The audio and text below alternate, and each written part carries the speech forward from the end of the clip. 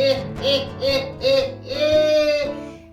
meus netinhos, eu não sou gênio nem sou Aladim, mas apareço. Aí vocês veem a lâmpada, gente. Vontade de esfregar aqui, ó, parecer um gênio. Se aparecesse um gênio na sua vida, quais seriam os 3 pedidos que você ia fazer? Eu tenho um, gente, eu tenho um pra fazer. Se um gênio aparecesse pra mim, eu ia pedir pra nunca passar carro na hora que eu tô gravando. Ai, gente, ninguém merece, né? Os carros passando aqui na rua. Lá que a gente tá conversando nesse seminário tão importante, né? Mas faz parte da vida. Bom, hoje a nossa história é o Aladim, né? Você já imaginou como que é o Aladim? Pois ele que vai fazer hoje as reflexões à noite. Vai imaginar comigo, vamos lá.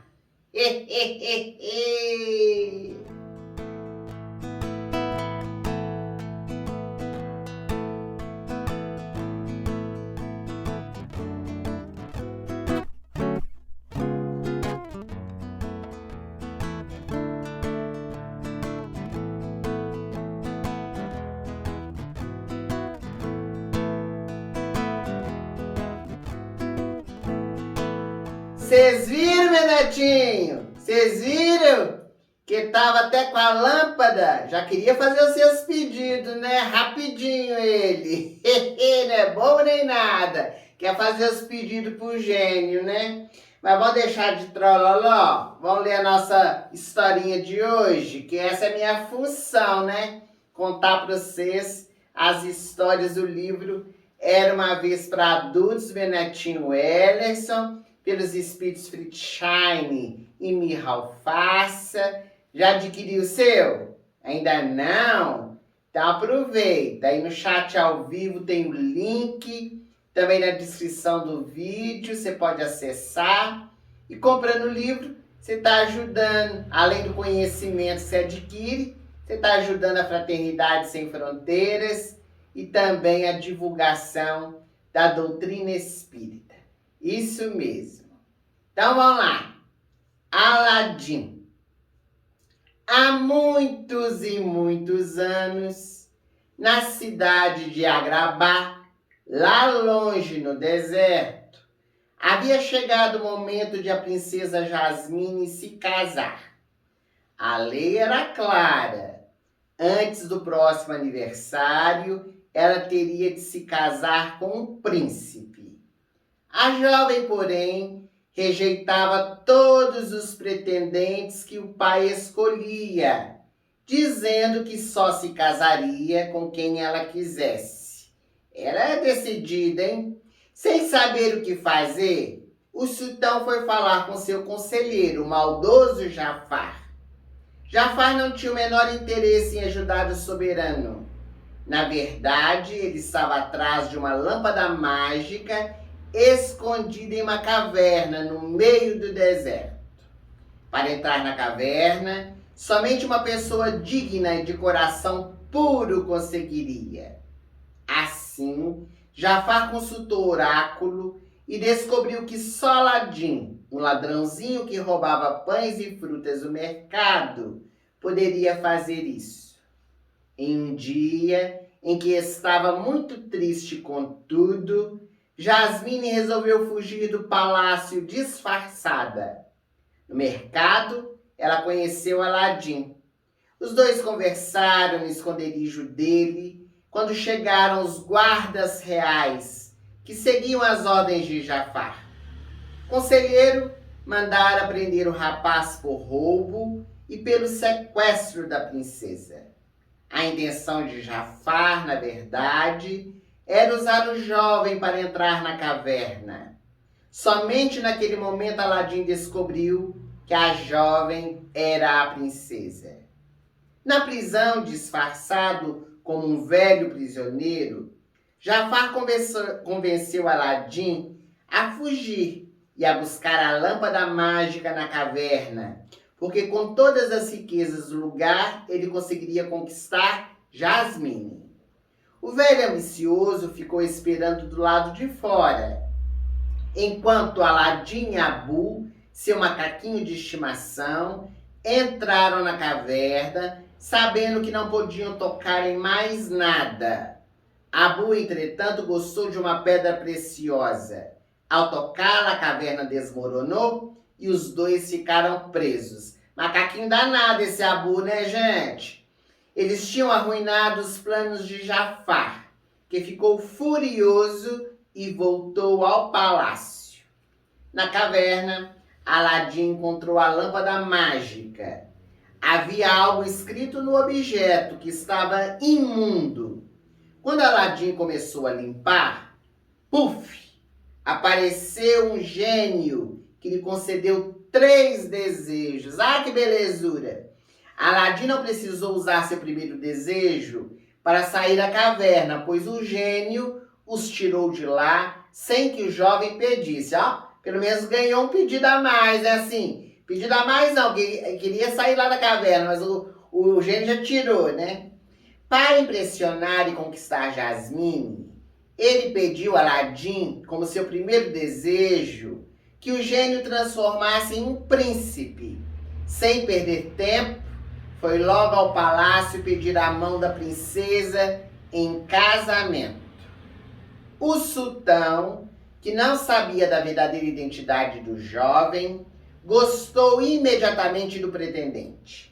Jasmine, porém, não gostou de ver os dois planejando seu casamento.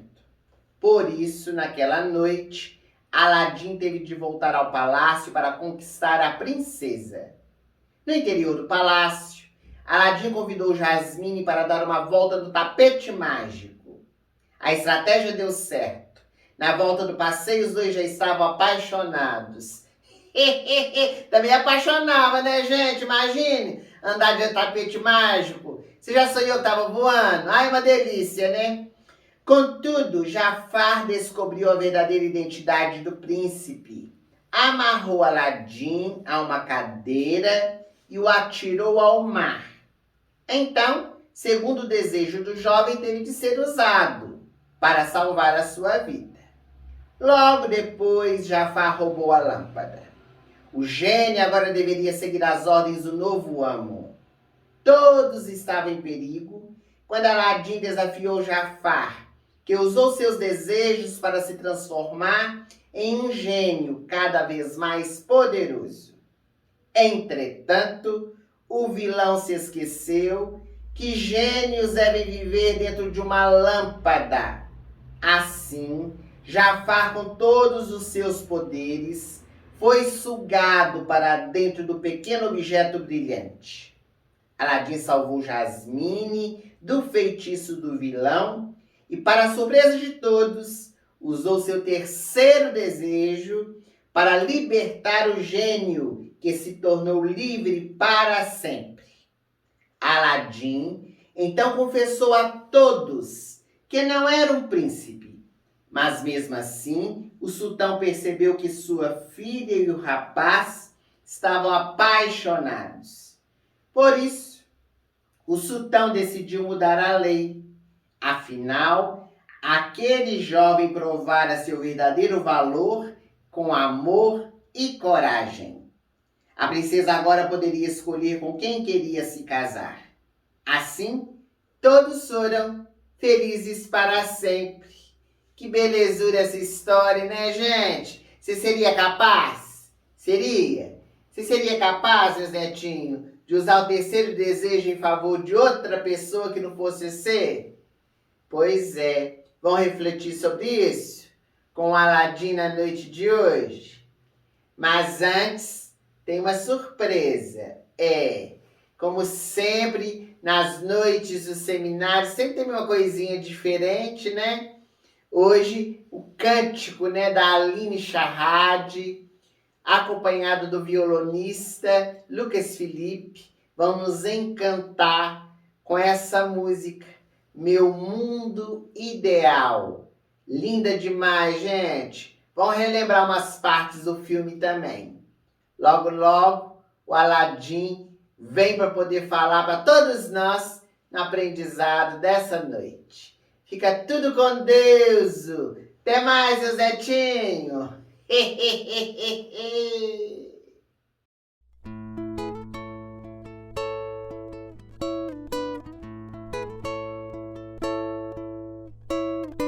Olha, eu vou lhe mostrar como é belo este mundo, já que nunca deixarão o seu coração mandar.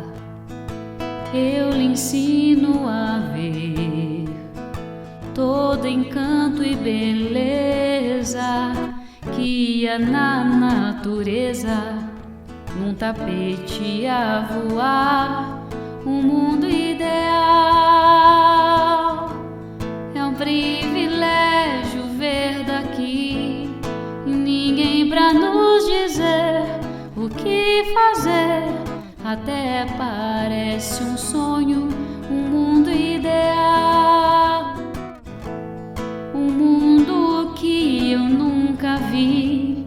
E agora eu posso ver e lhe dizer: estou num mundo novo com você. Como é incrível a visão neste voo tão lindo, vou planando e subindo pelo imenso azul do céu, o mundo ideal. Nunca senti tanta emoção, mas como é bom voar, viver no ar. Eu nunca mais vou desejar voltar com tão lindas surpresas, com novos rumos pra se seguir. Aqui é bom viver, só tem prazer. Com você não saio mais daqui. Um mundo ideal, que alguém nos dê, feito pra nós, somente nós, só céu e meu.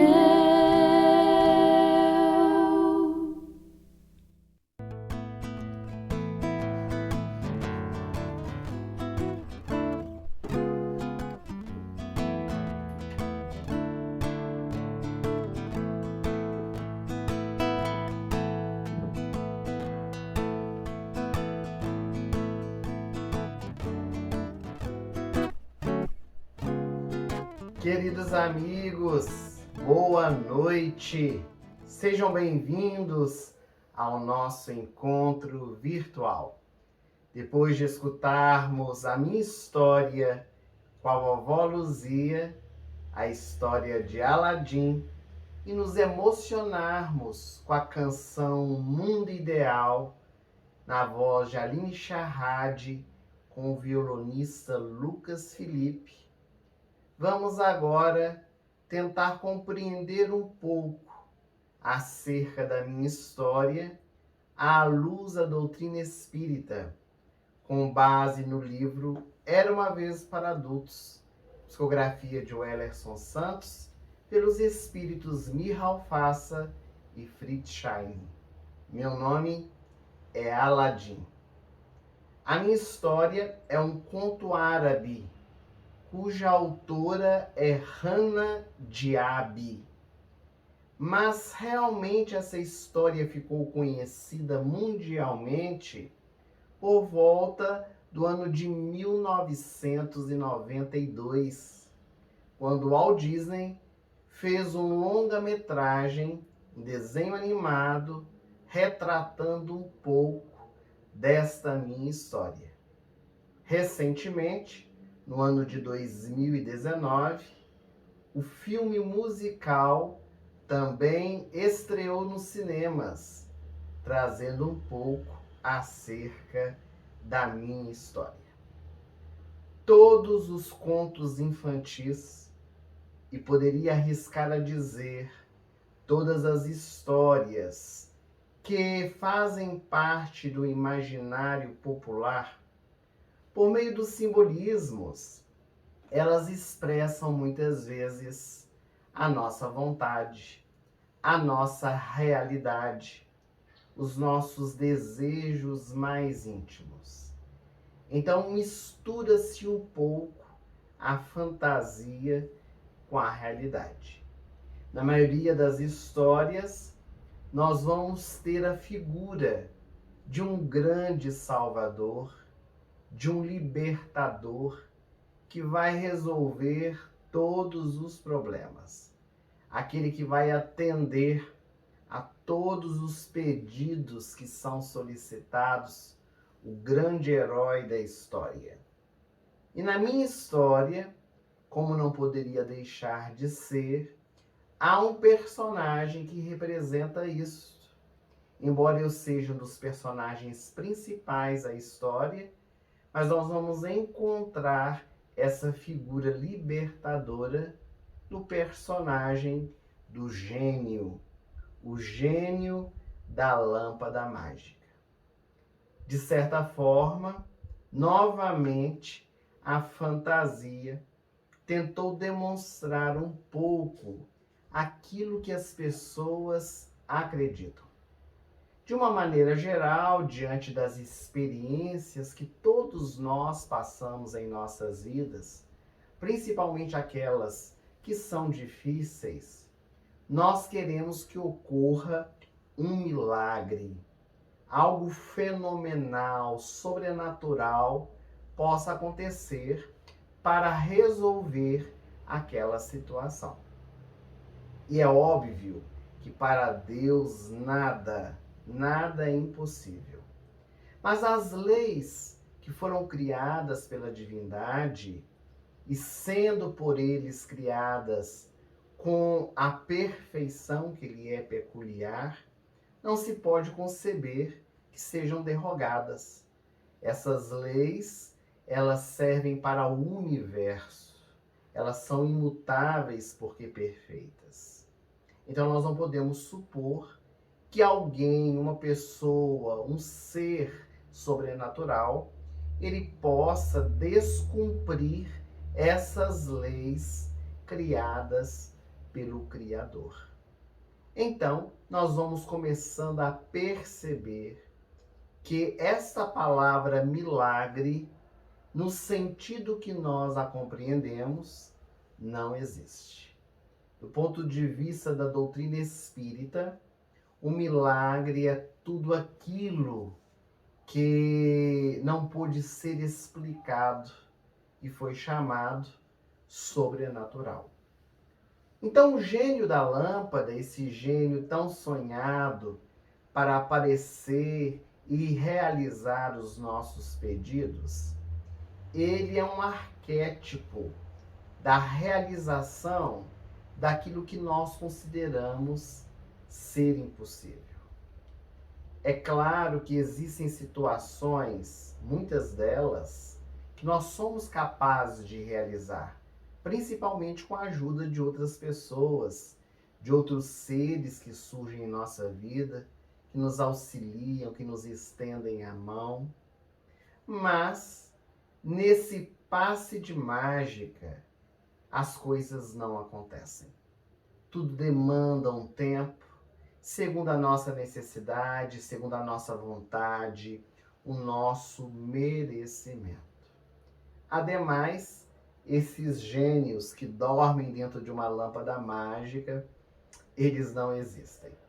Diante dos nossos desejos, dos nossos ideais, nós precisamos buscar realizar.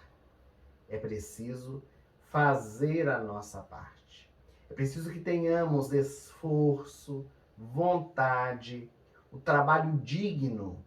Isso nos sustenta, isso nos fortalece, isso nos auxilia no nosso dia a dia a irmos adquirindo tudo aquilo que nós sonhamos, tudo aquilo que nós idealizamos. E não há nada melhor, meus amigos, do que nós conseguirmos alguma coisa, principalmente um sonho, com o nosso próprio esforço. Diversas pesquisas do comportamento humano puderam comprovar que todas as vezes que nós conseguimos alguma coisa de forma muito fácil, sem o suor do nosso trabalho, seja o presente de alguém, seja a herança, ou seja o que for, de uma forma mais facilitada, nós não damos o mesmo valor. Quando chega nas nossas mãos de maneira gratuita, a forma de lidar com aquela experiência é muito diferente quando nós conseguimos, através do nosso trabalho, e sabemos quanto custou, não apenas do ponto de vista do dinheiro monetário, mas o quanto custou do nosso suor, dos nossos dias sem dormir, da nossa labuta para poder alcançar. Mas a nossa vida diária, de uma maneira geral, o nosso desejo mesmo é encontrar uma lâmpada mágica para poder esfregar e de repente surgir um gênio para resolver todos esses nossos problemas num passe de mágica. Nós aprendemos com a doutrina espírita que problemas e dificuldades todos nós possuímos. E eles são recursos, benfazejos, para o despertamento dos valores da nossa alma. Todas as situações e experiências que nós vivemos, há uma razão de ser. Para o nosso crescimento espiritual, principalmente quando nós sabemos vivenciar essa situação. Então Deus nos oferece a experiência, mas nos dá também as condições para nós superarmos, para nós vivenciarmos aquela experiência, precisando despertar apenas no íntimo do nosso coração as forças necessárias. Então Deus não coloca fardos pesados em ombros fracos. Se a experiência bateu à nossa porta, é porque nós temos condições de poder vivenciá-la. Então, na verdade, numa análise mais aprofundada, realizada pelos benfeitores da minha história, nós vamos percebendo que somos nós quem devemos despertar o nosso gênio íntimo. Esse gênio da lâmpada, na verdade, somos nós mesmos. Quando nós conseguimos sair de dentro dessa lâmpada mágica para realizar, para despertar potencialidades, não esmorecendo, não nos entregando. Então é preciso que nós sejamos gênios da nossa própria existência. Então o gênio da lâmpada representa para nós essa experiência magnífica que nós podemos ter quando nos esforçamos e quando entendemos os convites que a vida nos faz para o nosso engrandecimento espiritual. Mas nesse conto, nessa história, além do gênio, há um outro elemento que nos chama bastante atenção, que é o tapete. O tapete voador que está aqui na nossa ilustração. Esse tapete, ele tem uma peculiaridade muito grande na história, porque é ele que me faz voar, juntamente, principalmente com a princesa, a Jasmine. Então nós voamos pela terra de Agrabah, voamos para poder perceber as belezas daquela terra. E quem de nós nunca desejou também voar, ou teve essa vontade de poder ter a experiência? E não necessariamente voar num tapete mágico, Mas tenho certeza que muitos dos nossos internautas que estão nos assistindo, alguma vez na vida, já sonharam que estavam voando, sobrevoando lugares. E no nosso movimento espírita, nós temos as obras do espírito André Luiz, pela mediunidade de Chico Xavier, que nos fala de um recurso de locomoção que é utilizado pelos espíritos do mundo espiritual, chamado volitação. A volitação é uma conquista que o espírito tem através das potencialidades da sua alma que vai desenvolvendo, alcançando um certo grau evolutivo, que ele consegue voejar. E essas distâncias que são percorridas, elas são inclusive feitas pelo poder do pensamento.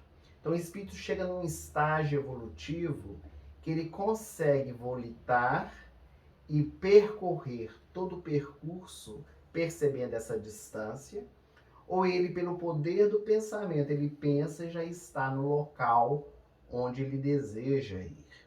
Então essa distância percorrida, ela pode ser vivida, ou essa locomoção, ela pode ser instantânea. Também nas obras do espírito André Luiz, fala-nos a respeito do aeróbus, que é uma espécie de locomoção que existe na colônia Nosso Lar e em outras, para espíritos, inclusive, que ainda não despertaram essa potencialidade, essa propriedade de poder volitar, que necessitam ter essa locomoção como um tapete mágico que faz voar. E durante o sono físico, muitos de nós já tivemos esses sonhos. Antes de ter a experiência de voar no tapete mágico, por diversas vezes já tive sonhos também que estava voando, essa nítida sensação de ter tido essa experiência.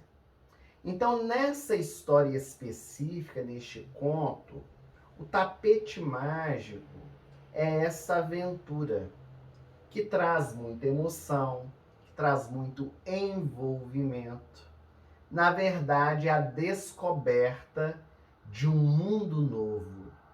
Porque a Jasmine era princesa em Agrabah, ela conhecia o seu povo, ela conhecia a sua terra, mas quando ela voeja pelo tapete comigo, ela vê com outros olhos aquele mundo. Quando nós olhamos uma situação de cima, nós modificamos a forma com que enxergamos a situação. E olhar de cima não estamos nos referindo a orgulho. Olhar de cima nós estamos nos referindo a olhar com uma visão mais ampla a experiência que está sendo vivenciada. Mas é preciso, nas histórias que nós lemos, e esse é o objetivo deste seminário, que nós adentremos as entrelinhas. Porque esse tapete mágico, muito mais que a descoberta de um mundo novo, que é uma boa reflexão, vai nos também trazer uma representação no que diz respeito ao nosso pensamento. O tapete mágico é a representação do nosso pensamento. Porque com ele nós podemos voar. Com o nosso pensamento, nós não encontramos nenhum tipo de barreira. Aliás, ninguém consegue colocar barreiras no nosso pensamento. Há uma passagem, inclusive, muito conhecida do grande filósofo grego Sócrates, quando encontrava-se na prisão, e ele foi visitado por seu discípulo Criton, representando todos os seguidores de Sócrates, dizendo-lhe: mestre, nós vamos te libertar da prisão. Nós vamos te tirar daqui. E Sócrates olhou para Criton e lhe perguntou: mas quem está na prisão? Ora, mestre, não é hora de filosofar. Veja as paredes, veja as grades. tu estás preso. E então, Sócrates trouxe uma grande lição que serve para todos nós. Ele diz que presas estão as pessoas lá fora, cheias de vícios, de imperfeições. Sócrates está livre. Onde o seu pensamento for, lá estará. Então, Sócrates nos ensina nessa passagem que o nosso pensamento tem esse poder de voejar, de correr distâncias, de estar em lugares que nós conhecemos ou que nunca fomos. E pelo poder da nossa mente, nós vamos então sendo levados pela magia da vida a vivenciar essas experiências. Mesmo aqueles que estão tolhidos da faculdade de pensar nessa existência, que tenha alguma atrofia cerebral, que tenha alguma debilidade mental, alguma enfermidade, do ponto de vista espiritual, no período do sono principalmente, eles estão com as faculdades mentais latentes. Conseguem divisar os acontecimentos ao seu derredor. É o corpo que impõe a debilidade, mas o espírito ele está livre para poder pensar. É claro que por causa da debilidade do corpo, o espírito, quando acorda no sono físico, muitas vezes, na maioria delas, não traz essas lembranças, mas ele consegue vivenciar essas experiências. Eu e Jasmine fazemos então uma viagem com tapete mágico, descobrindo um mundo de Agrabah, outras cidades próximas, toda aquela região, e num passe de mágica vivenciamos essa experiência, tendo então um grande poder de criação mental. Com o nosso pensamento, nós fomos bem longe. E quando nós fazemos essa viagem pelo pensamento, nós carregamos junto conosco, muitas vezes, também as pessoas. Quantas vezes, meus amigos, nós conseguimos, por meio de uma meditação, conseguimos por meio de uma condução, numa palestra, levar as pessoas a imaginar um fato, uma cidade, uma situação, uma experiência. É como um tapete que leva mais de uma pessoa a algum lugar. Então, isso também pode se dar na interpretação que estamos fazendo com o tapete mágico. Esse pensamento que nós conduzimos com a nossa própria mente e também estes pensamentos que nós levamos outros a terem por meio da nossa fala, por meio de um filme que nós apresentamos, de uma música que nós tocamos. Há várias maneiras de nós criarmos formas de pensamento na mente das pessoas. Então, na história, quando eu apareço com o tapete mágico para Jasmine, eu a convido para que ela possa seguir pelas asas da imaginação. Eu faço esse convite para ela e levo-a junto comigo. Eu a levo comigo com o tapete mágico, voejando por ali, e vamos vivenciar essa experiência, essa aventura para além de nós mesmos. Tanto a experiência foi marcante que isso fez despertar no coração de Jasmine sentimentos muito positivos em relação a mim. Há uma maneira de fazer as pessoas viajarem pelo pensamento, muito utilizada na atualidade, sempre foi e sempre será um recurso benfazejo, que é quando nós contamos uma história ou quando nós escutamos uma história. Agora há pouco, no início do nosso encontro, a vovó Luzia, ela nos contou a minha história. E aqueles que tiveram a capacidade de acompanhar puderam criar na mente a história que foi contada. Então acabou voejando pelo tapete mágico da história, sendo guiados pela voz da vovó Luzia. Isso também se dá no filme, no teatro, nas experiências de uma maneira geral da arte. Então, no cotidiano, é muito importante que nós consigamos realizar esse desprendimento.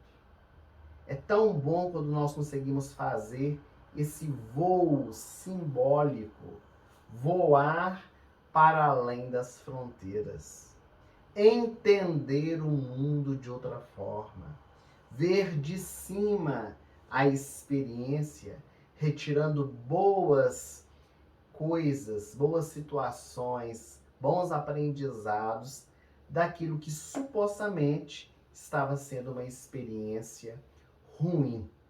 Ir bem longe com as experiências positivas, é claro, que nos enchem de alegria, de bom ânimo, ajudando-nos inclusive a conviver de maneira mais pacífica, de maneira mais construtiva com as pessoas que estão à nossa volta. Porque quando nós também olhamos do alto essas experiências vivenciadas com outras pessoas, nós enxergamos essas pessoas de uma outra maneira.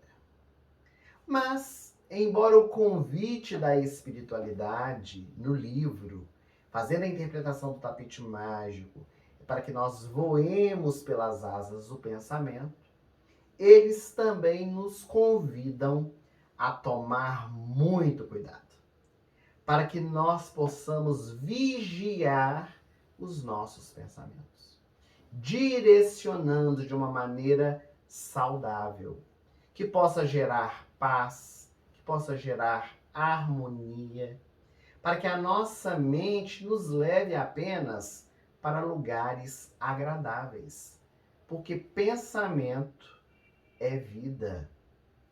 Quando nós trazemos para nossa mente pensamentos negativos, quando nós nos deixamos envolver por uma experiência ruim, quando nós assistimos um noticiário negativo, um filme que traz cenas às vezes marcantes e que não nos acrescentam nada, isso encharca a nossa mente com essas vibrações e nós criamos essas experiências na nossa vida e às vezes até durante o sono físico, quando nós assistimos estes filmes, esses noticiários no período noturno. Então, o convite da espiritualidade para a vigilância em torno dos nossos pensamentos.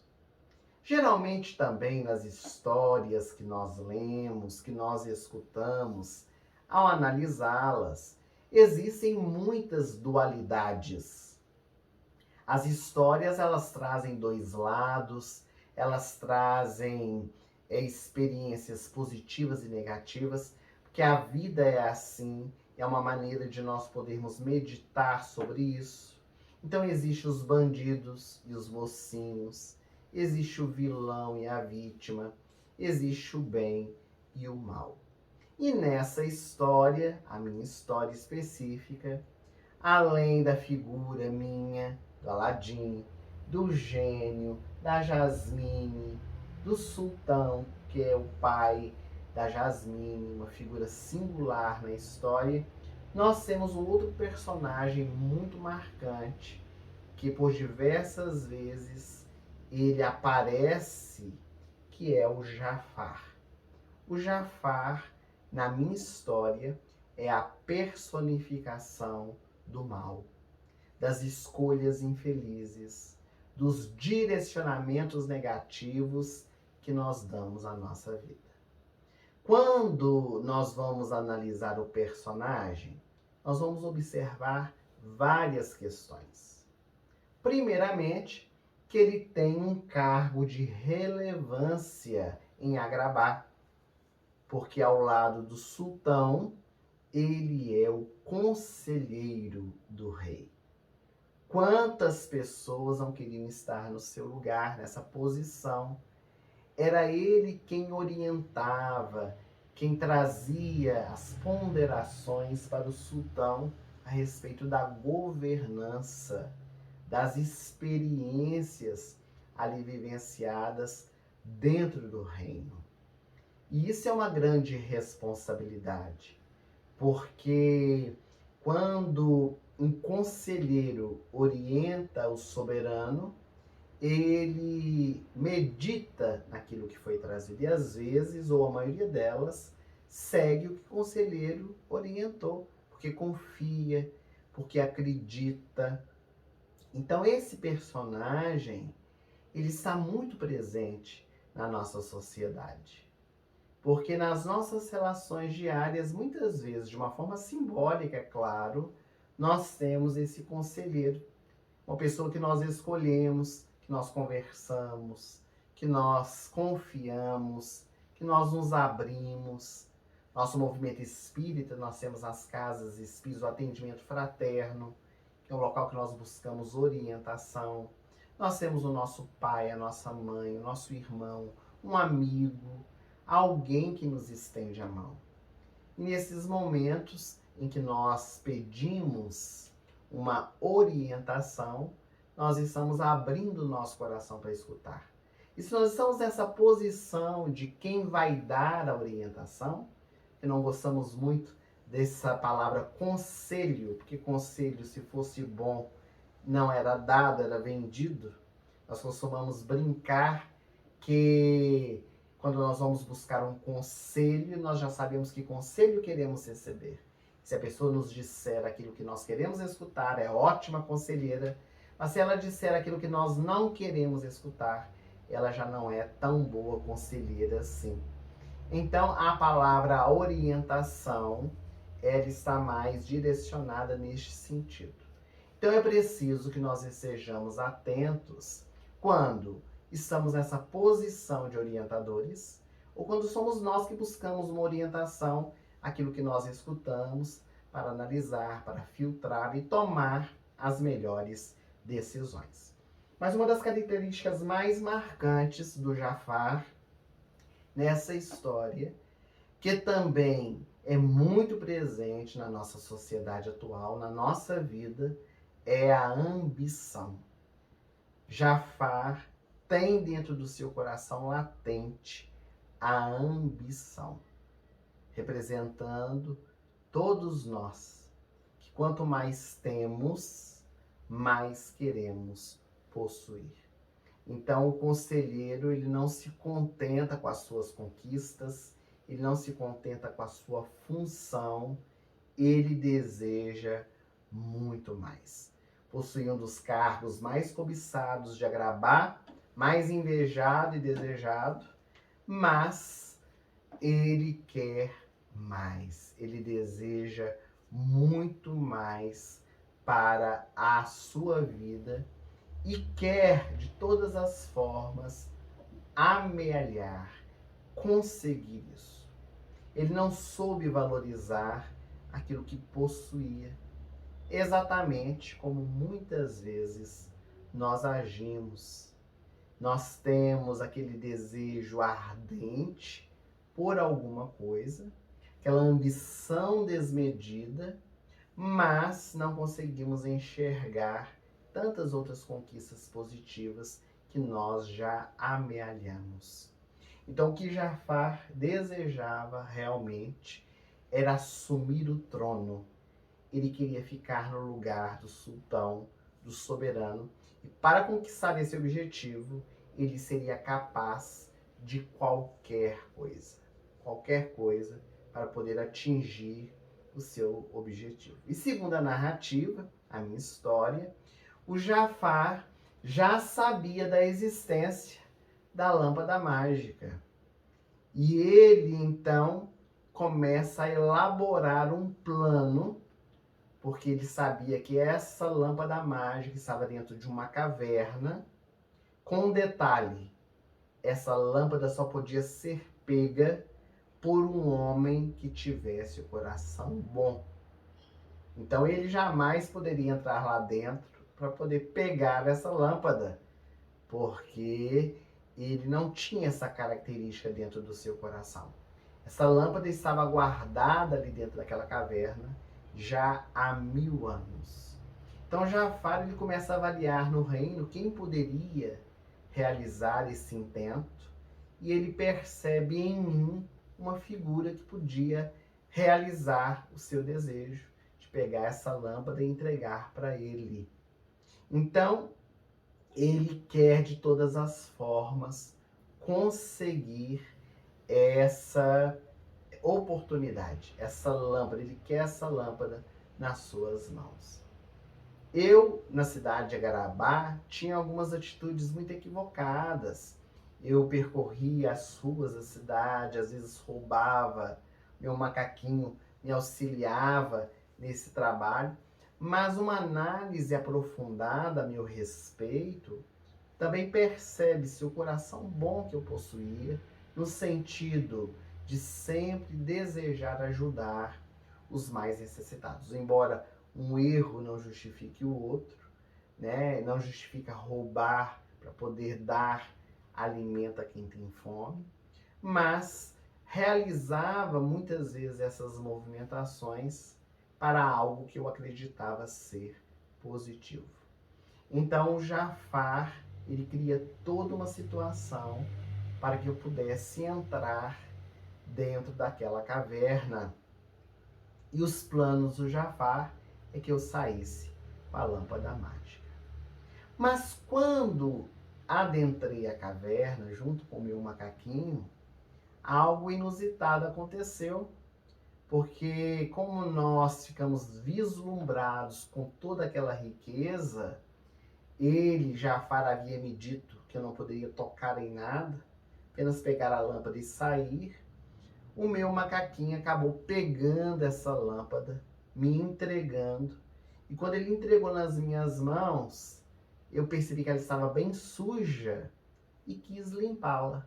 Então, quando eu esfreguei a lâmpada para limpar, ali estava a inscrição no objeto, e eis que o gênio, então, me apareceu para me conceder 3 pedidos. Sim, aquele que esfregasse a lâmpada e encontrasse com o gênio poderia realizar 3 pedidos para esse ser que iria contemplar aquele que libertou depois de estar preso durante 1000 anos. Então, quando o gênio me aparece, ele me concede esses 3 pedidos, que são pedidos que muitos de nós sempre ansiamos fazer, caso encontremos na nossa jornada com um gênio que possa nos atender. Mas antes de nós analisarmos os pedidos que foram realizados por mim, vamos continuar ainda a nossa análise do Jafar, para que a gente possa fechar o nosso raciocínio. Então, Jafar, quando percebe que eu esfreguei a lâmpada lá dentro e fui imediatamente retirado lá de dentro pelo gênio, ele nem teve contato comigo, Jafar. Ele começa então a criar uma forma ardilosa para poder me roubar a lâmpada. E ele consegue. Ele consegue com seu ardil me roubar. E quando ele me rouba a lâmpada e esfrega, cada pessoa que encontra a lâmpada pela primeira vez e esfrega, ela tem direito a 3 pedidos. Então Jafar agora tinha direito a 3 pedidos. E há um detalhe muito interessante no filme, também na história, em outras versões que são contadas, porque essa versão que nós trouxemos, que foi utilizada no livro, ela é mais reduzida, a história no filme é bem mais longa, porque os detalhes podem ser mais trabalhados, mas o detalhe que nós temos que trazer, porque ele é muito substancial para nós entendermos esses pedidos ao gênio. O gênio, ele concede os desejos, os pedidos, mas ele não pode interferir no sentimento das pessoas. Ele não pode interferir no que o outro sente a nosso respeito. E o outro detalhe, ele não pode trazer de volta pessoas que estão há muito tempo mortas. Essas duas coisas não podiam ser pedidas ao gênio.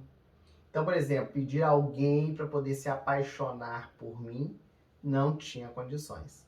Eu não podia pedir o gênio para que ele fizesse a Jasmine se apaixonar e querer casar comigo. Esse sentimento teria que ser desperto por ela, através das experiências que tinha comigo. Mas o gênio não podia interferir nisso. E também não podia trazer um parente já morto há muito tempo, porque depois da morte física de muito tempo é impossível retornar à experiência terrestre. Então, o gênio, ele deixa bem claro isso quando ele aparece ao amo pela primeira vez. E Jafar, logicamente que não queria nada disso, ele faz o seu primeiro pedido, que foi sempre o seu maior desejo. Talvez podia englobar esses 3 pedidos num só, que era ser o sultão. Ele queria tomar o lugar do soberano. Então ele pede para comandar o reino de Agrabah, e é claro que ele conseguiu. O gênio lhe concedeu o que queria. Mas o que não esperava o Jafar é que as pessoas, muitas não iam aceitar, como foi o caso da Jasmine, do próprio sultão. Então ele começou a ter insubordinações de algumas pessoas, porque nos sentimentos o gênio não podia interferir. Essa característica é bem legal da história, e vale a pena assistir o livro, para nós assistir o filme, para nós percebermos isso, porque começa ali uma luta, né, da Jasmine, do pai dela, do Aladim, para que o sultão, o Jafar, que era o novo sultão, tivesse dificuldades ali na sua governança, porque realmente ele não podia comandar o que as pessoas sentiam. Então ele faz o segundo desejo. Ele quer se tornar um mago poderoso. Ele quer ter muitos poderes. Jafar já conseguia fazer algumas magias, mas agora ele quer ter maiores poderes. E o pedido também foi atendido. E é claro que com essa magia potencializada, ele poderia realizar muitas coisas para poder também auxiliá-lo ali no comando do reino de Agrabah. Então Aladim, percebendo essa atitude de Jafar, né, na convivência com ele, eu fui notando que ele realmente era muito ambicioso. Então eu começo a instigá-lo para que ele pudesse desejar mais. Que aquilo que ele havia conseguido era muito pouco, ser sultão e ser um mago poderoso. Que ele teria todos os poderes imagináveis se ele se transformasse num gênio. Se ele também fosse um gênio e não dependesse de mais ninguém. Então ele ia ter superpoderes. E Jafar, desmedidamente, a sua ambição, ele então não pestaneja e ele faz esse terceiro pedido para o gênio da lâmpada. E ele foi transformado num gênio. Mas o que Jafar esqueceu, mas eu não, é que um gênio, ele não tem poder por si só. Porque um gênio só realiza alguma coisa quando alguém pede. Então ele depende de alguém para poder solicitar. Ele tem muito poder, mas ele por si só não consegue realizar. Então ele ficou ali dependente. E mais, um gênio vive dentro da lâmpada. Para ele poder sair, alguém precisa esfregar. Então, logo que o Jafar se transforma em gênio, ele vai direto para dentro da lâmpada. E essa foi uma conquista que eu tive para o reino de Agrabah. Então, ele ficou enclausurado. E Jafar irá aprender uma grande lição da sua vida, que serve também para todos nós, inclusive relacionada a um ditado popular. É melhor um pássaro na mão do que dois voando. Essa vivência da história, ela nos faz recordar Jesus na última ceia, aquele momento de despedida do Mestre com seus apóstolos na casa de Maria, a de Jerusalém. Ele encontra com seus seguidores, subindo as escadas, todos já estavam reunidos, e os apóstolos discutiam entre si quem seria o maior no reino dos céus. Quantas vezes nós nos pegamos nessas discussões improfícuas, desejamos saber quem é maior do que quem.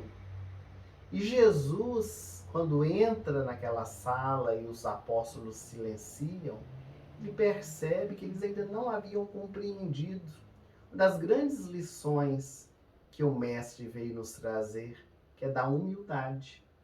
Então Jesus, ele vai até uma cômoda de madeira, pega a toalha, cinge a sua cintura, pega um vasilhame com água e vai lavar os pés dos seus seguidores. Era uma das condições naquela época mais humilhante, porque somente os escravos lavavam os pés dos seus senhores. E ele lava os pés de cada um e quando termina, ele diz: aquele que quiser ser o maior de todos, seja o menor servidor. Então a humildade no Evangelho é um convite sempre presente para que nós saibamos aprender com as experiências, fazendo então despertar no nosso coração sentimentos muito positivos.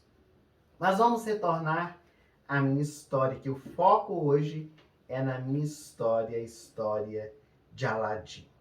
No momento então que eu esfreguei a lâmpada dentro da caverna, agora vamos voltar, nós falamos de Jafar, o final dele como foi, vamos voltar um pouco. Quando eu esfreguei a lâmpada ali dentro da caverna e me apareceu o gênio e eu passei a ter direito a 3 pedidos, e essa é a missão de muitos de nós, conforme nós dissemos, encontrar uma lâmpada mágica, um gênio, para ter direito a 3 pedidos. E aqui a primeira meditação que nós queremos fazer diante disso, para os nossos internautas, para nós mesmos, é poder pensar, meditar agora mesmo, o que nós iríamos pedir. Quais seriam os nossos 3 pedidos se nós tivéssemos um gênio para poder solicitar alguma coisa?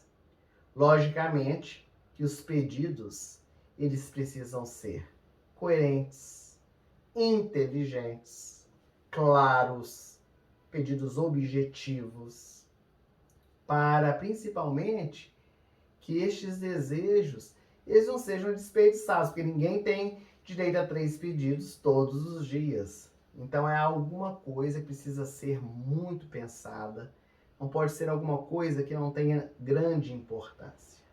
Então o encontro do gênio com seu amo, no caso o encontro do gênio comigo, ele nos faz relembrar novamente a figura de Jesus.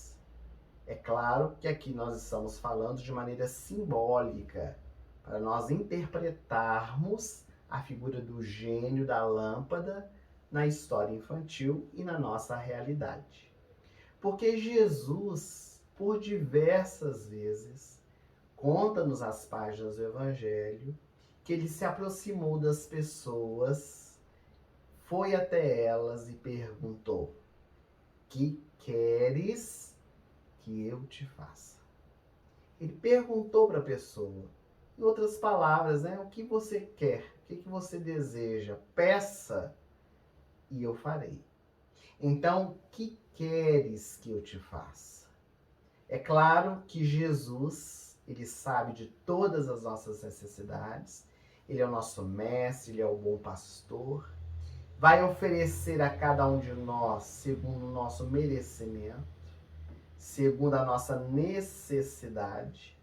Mas ele oferecia a condição daquele que estava à sua frente de verbalizar, de meditar nas reais necessidades. Então ele realiza o convite para que o indivíduo pudesse fazer uma viagem interior. Então nós nos recordamos, por exemplo, de Bartimeu, o cego de Jericó, aquele que vivia às margens da entrada da cidade. E então Jesus, quando chega ali, ele está com a sua escudela na mão, na mendicância, sendo ajudado por viajantes, por pessoas que passavam por ali. E quando ele escuta alguns passos diferenciados naquele dia, pela manhã, Bartimeu quer saber o que estava acontecendo, ele não enxergava. Então as pessoas disseram que era Jesus o Nazareno que estava chegando ali.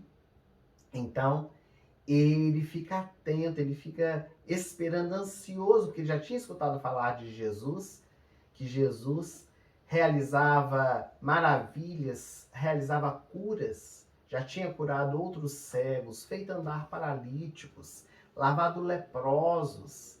Então quando ele percebe que Jesus está chegando, com seu cajado ele se apoia, começa a gritar: Jesus, filho de Davi, tem compaixão de mim. Jesus, filho de Davi, tem compaixão de mim. As pessoas ao derredor querem repreendê-lo, manda ele calar a sua boca, mas ele grita mais alto ainda. E Jesus então para a marcha ao escutá-lo e pede aos apóstolos para trazê-lo à sua presença. Então quando Bartimeu é trazido à presença de Jesus, o mestre lhe faz essa pergunta. Era como se Bartimeu tivesse encontrado a lâmpada mágica, na simbologia, claro. E então o gênio, Jesus, lhe pergunta: que queres que eu te faça? Somente que na vida real, com Jesus, era apenas um pedido, não eram 3. Então Bartimeu, resolutamente, sem pestanejar, ele sabe a sua necessidade, ele sabe o que quer. Ele diz: Senhor, que eu possa ver novamente. E Jesus lhe diz: vê de novo, a tua fé te salvou. E no mesmo instante, Bartimeu recobra a vista e começa a glorificar a Deus, que através das mãos abençoadas de Jesus lhe trouxe de volta a visão. Então, neste caso do Evangelho, como tantos outros que nós poderíamos relembrar, o pedido foi atendido. No conto de fada, os pedidos também se realizam. Na nossa vida cotidiana, nem sempre. Às vezes, a situação é diferente. Os pedidos são feitos, mas alcançá-los é uma outra história. Porque nas nossas orações, comumente, nós fazemos os nossos pedidos. O Espírito Maria João de Deus, pela mediunidade do Chico, no livro Cartas de uma Morta, diz que todas as orações feitas com amor são atendidas. Não da forma que nós idealizamos, que nós desejamos, mas a resposta vem conforme a nossa necessidade. Não depende única e exclusivamente do pedido que nós fazemos. Por detrás desse pedido, há as condições espirituais nossas, também de quem está lhe perguntando. No caso do Bartimeu, era Jesus, o espírito mais puro que apareceu aqui na Terra, mas em outras experiências pode ser alguém que não tem tantas condições assim de poder nos atender. Então é preciso saber de tudo isso para nós compreendermos as relações dos nossos pedidos e quando somos atendidos. A espiritualidade diz na análise deste item, no capítulo da minha história, que nós precisamos sempre estar muito atentos com os nossos pedidos. Aquilo que nós idealizamos, aquilo que nós queremos para a nossa vida. E que nem sempre vamos alcançar aquilo que nós solicitamos, porque nem sempre aquilo que queremos é o melhor para nós. Além do que, aguarda-se que nós tenhamos um esforço íntimo para poder alcançar aquilo que tanto almejamos. É preciso fazer a nossa parte para conseguirmos. Faça da sua parte, que o céu te ajudará, nos ensinou Jesus. Então, na nossa vida, não vamos depositar nas mãos do gênio as nossas vidas.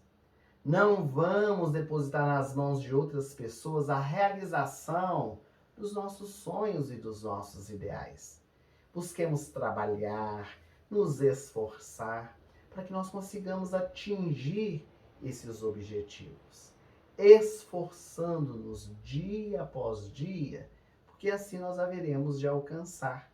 E ao alcançar, conforme nós dissemos lá no princípio, nós vamos encher o nosso coração de alegria por sabermos que alcançamos com o nosso próprio suor, com a nossa própria determinação. Aladim, eu, na minha história, realizei 3 pedidos. E o meu primeiro pedido foi que eu queria me passar por príncipe, porque eu queria encantar a Jasmine, que era a princesa. Eu queria me casar com ela. Eu já tinha conhecido Jasmine, ela também a mim, na minha situação, como era, um rapaz que vivia pelas ruas da cidade de Agrabah, mas eu queria impressioná-la. Eu queria despertar nela sentimentos, porque eu acreditava que ela poderia só se apaixonar se fosse um príncipe. Então eu peço o gênio para me transformar num príncipe. E com a realização material, eu teria maiores condições de encantar a princesa, que era muito arisca. Mas ela, mesmo sabendo que eu era um príncipe, quando eu cheguei no palácio e falei do meu propósito de me casar com ela, ela não quis, ela não desejou, ela não gostou de mim porque eu era um príncipe. Ela iria gostar de mim por causa do meu interior, das minhas atitudes. Quando ela me viu pelas ruas da cidade e me viu como eu era, ela gostou.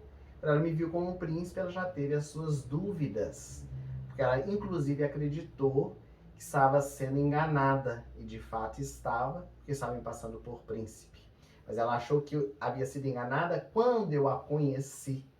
Não disse para ela que era um príncipe.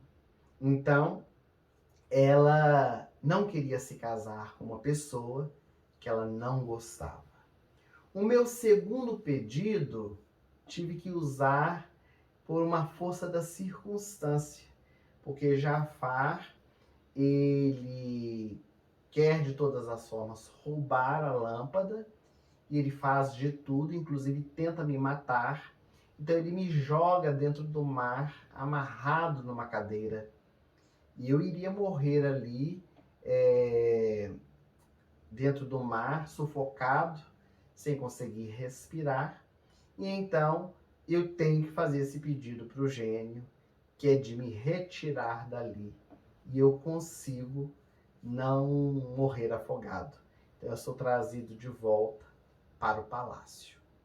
Mas dentro da história minha, algo que chama bastante atenção, que inclusive comove a todos aqueles que assistem o filme, inclusive o musical, é uma parte muito tocante, porque quem não conhece a minha história, ao assistir pela primeira vez, fica surpreso, que foi o terceiro pedido que eu fiz, algo inusitado, que jamais alguém poderia esperar um desfecho com tanta profundidade. Nós podemos dizer que existem muitas histórias, mas há histórias e histórias. Algumas delas são muito marcantes, são muito interessantes. Outras são imprevisíveis, outras até irritantes. Mas a minha história de Aladim termina de uma maneira muito especial e muito surpreendente, porque é o coroamento de todo um processo de aprendizado.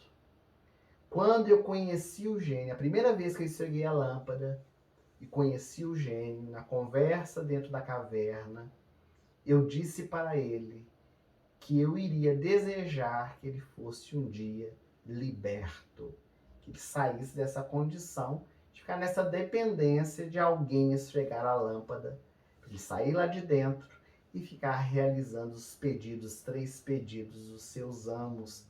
Eu não queria mais vê-lo escravo, eu queria vê-lo liberto. E o gênio não acredita nisso, porque todos os amos que ele teve, ele algumas vezes escutou eles falarem isso, mas como um amo só tem 3 pedidos, nenhum deles queria gastar um pedido com um terceiro. Então ele não poderia imaginar que isso poderia acontecer na sua vida. Então, no final da história, na minha história, há um momento importantíssimo que se fala sobre o valor da liberdade. Eu e o gênio, durante o transcorrer da história, vamos estreitando os nossos laços. Já não é mais um amo e um gênio. Nós nos tornamos verdadeiramente amigos. E um amigo, ele quer o melhor para aquele que está ao seu lado. Então eu me tornei um amo totalmente diferente de todos os outros que o gênio conheceu. Inclusive o gênio, ele começa na história a fazer coisas por mim sem eu pedir. Então ele fica assim tão envolvido, tão num gesto de amizade, que dentro das suas possibilidades não eram coisas miraculosas, que precisava pedir para fazer. Mas coisas que estavam ao alcance dele, ele realizavam como um amigo que estivesse ali tentando auxiliar o outro na jornada. Então, o terceiro pedido que eu fiz foi que o gênio alcançasse a sua liberdade. Eu queria libertar o gênio para que ele pudesse se tornar humano. Então essa história, a minha história, ela comove porque ela nos ensina. Ela fala da importância de nós podermos cortar amarras, nos libertar de tudo aquilo que nos prende de maneira negativa. Então a primeira análise que nós podemos fazer é que na nossa convivência diária, muitas vezes nós escravizamos pessoas aos nossos caprichos, às nossas vontades. Houve uma época que no mundo houve realmente a escravidão, um momento tenebroso, terrível da nossa história. Em vários momentos da história da humanidade houve essas movimentações. O povo hebreu ficou mais de 400 anos sob a escravidão. Houve a escravidão dos negros e tantas outras. E isso são movimentações de muito sofrimento. Então, essa experiência da escravidão, que é uma experiência do mundo, ela também é vivenciada em menor escala dentro da nossa casa, no nosso trabalho, nas nossas relações diárias, cônjuges, filhos, irmãos, uns subjugados aos outros, dos desejos de um membro da família. E do ponto de vista espiritual, também ocorre muitas vezes essa movimentação de desejarmos escravizar espíritos. Espíritos estejam ao nosso dispor, nós acreditamos que precisam estar para nos atender a tempo e hora, inclusive desejando que eles atendam aos nossos pedidos, que eles realizem aquilo que nos cabe realizar. Fala-se inclusive de alguns espíritos que ainda estão envolvidos em questões materiais para negociações, para trocas, pelo fato de nós desejarmos tê-los ao nosso dispor. Aqui nós vamos entrar em discussões religiosas, respeitamos todas as religiões, mas é uma análise a se fazer quando nós criamos essa relação de escravidão com seres que dependem ou acham que dependem das coisas materiais e nós os alimentamos à sua vontade para que eles realizem aquilo que nós desejamos. E às vezes coisas tão sutis, tão banais, tão materiais, que nós poderíamos fazê-lo com o nosso próprio esforço. Mas ainda naquela visão miraculosa de querer alcançar. Então essa atitude ela é muito prejudicial, porque ela cria um vínculo. E a responsabilidade por aquilo que nós estamos realizando, alimentando as ilusões na mente dos espíritos desencarnados, que vão aumentando ainda mais as suas dificuldades, como também nós aumentamos as nossas. Mas eu não. Eu na história, que sempre prezei pela liberdade, eu sempre quis ser um homem livre, entendi o valor dela, ofereci o gênio, o dom de ser livre. Então aqui está implícito um outro ensinamento de Jesus: fazer aos outros aquilo que gostaríamos que fosse feito. Preciso, meus amigos, que no nosso dia a dia nós consigamos nos desvencilhar de tudo aquilo que nos subjuga, os nossos desejos mesquinhos, as algemas que nos prendem, para que nós sejamos pessoas dependentes, tanto do ponto de vista material, quanto do ponto de vista espiritual. Porque quando nós desfazemos as nossas amarras, quando nós quebramos os grilhões, nós alçamos voos mais altos.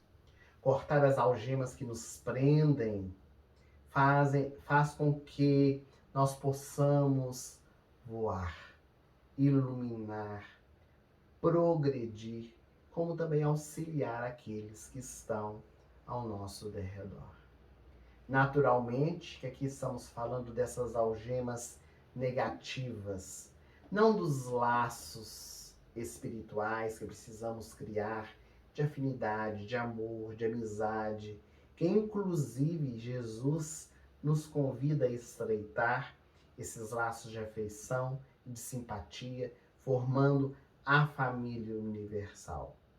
Mas não podemos nos aprisionar a quem quer que seja, nem a conceitos, nem a ideais ou vontades, muito menos a pessoas. Liberdade sempre é um dos conceitos que essa história também nos traz. Então nós vamos perceber com a nossa história que há muitos ensinamentos por detrás dela. Os benfeitores vão nos alargar a visão para o nosso entendimento, para que nós possamos vivenciar no nosso dia a dia.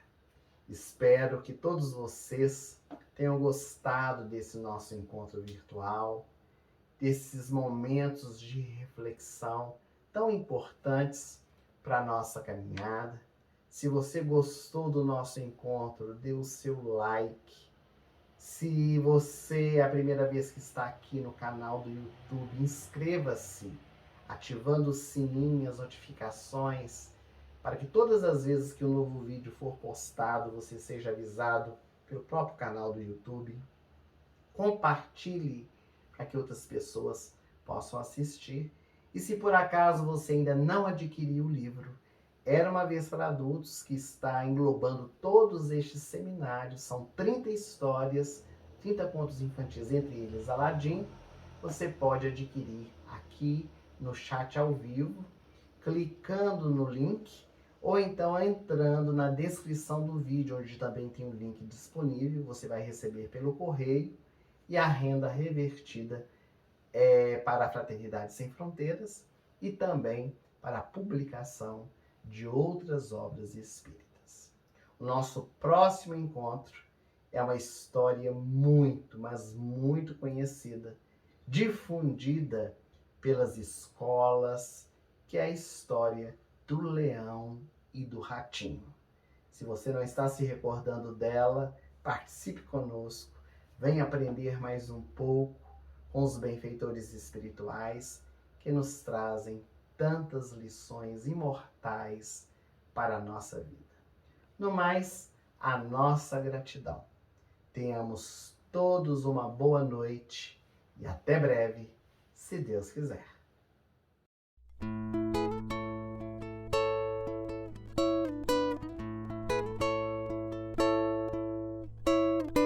Olha, eu vou lhe mostrar como é belo este mundo, já que nunca deixarão o seu coração mandar.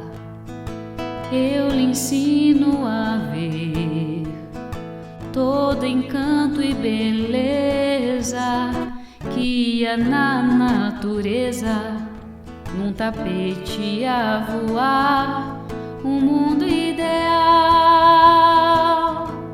É um privilégio ver daqui, e ninguém pra nos dizer o que fazer. Até parece um sonho, um mundo ideal, um mundo que eu nunca vi.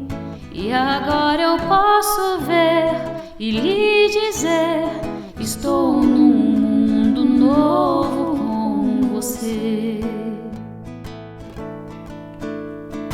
Como é incrível a visão neste voo tão lindo. Vou planando e subindo pelo imenso azul do céu, um mundo ideal. Nunca senti tanta emoção, mas como é bom voar, viver no ar. Eu nunca mais vou desejar voltar com tão lindas surpresas, com novos rumos pra se seguir. Aqui é bom viver, só tem prazer. Com você não saio mais daqui. O mundo